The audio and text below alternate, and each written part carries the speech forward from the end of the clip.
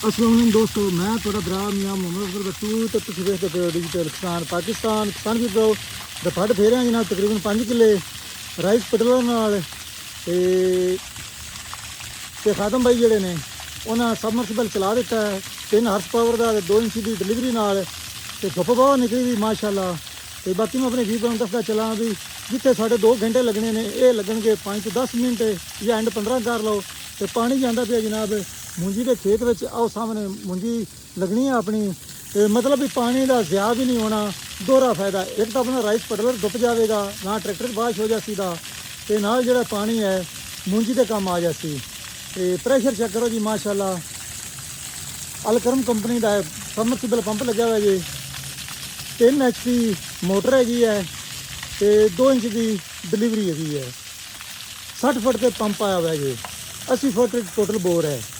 तो माशाल्लाह चेक करो जी प्रेशर जी खादम साहब कितनी देर लगेगी?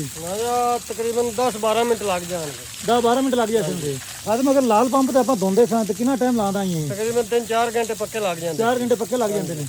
हम चेक करो जी जिथे पानी का प्रेशर जाता है उतो जनाब वाश हो जाता है।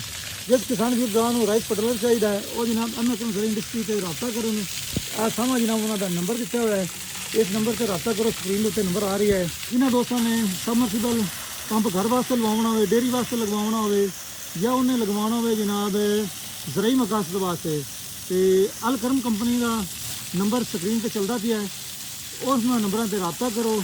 तो मैं कहना भी थोड़ी उम्मीदों से पूरा उतरनगे तो पूरे पाकिस्तान के अलकरम कंपनी के मेन डीलर मौजूद है माशाअल्लाह। जिन्हें भी किसान भी भरा है जिन्हें फड़ करनी हो कद्दू करना हो राइस पटलर ना या वैसे ट्रैक्टर ना हल सुहागे ना तो फौरी जनाब ट्रैक्टर नाल मट्टी धो राइस पटलर है तो ये धो अगर हल सुहागा है तो वो धो क्योंकि जो मट्टी पक जाती फिर ज़्यादा पानी भी ज़्यादा होता तो वक्त भी ज़्यादा लगता है।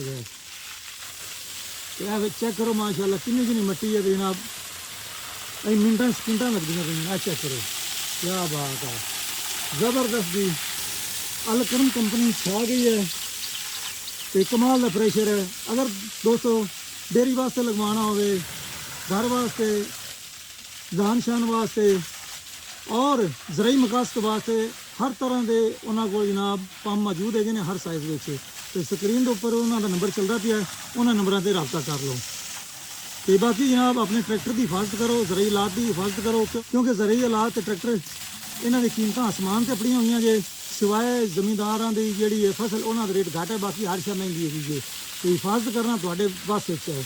तो हम मैंने तो इजाज़त भरा मियाँ मोहम्मद अफजल बट्टू अल्लाह हाफिज़ पाकिस्तान जिंदाबाद।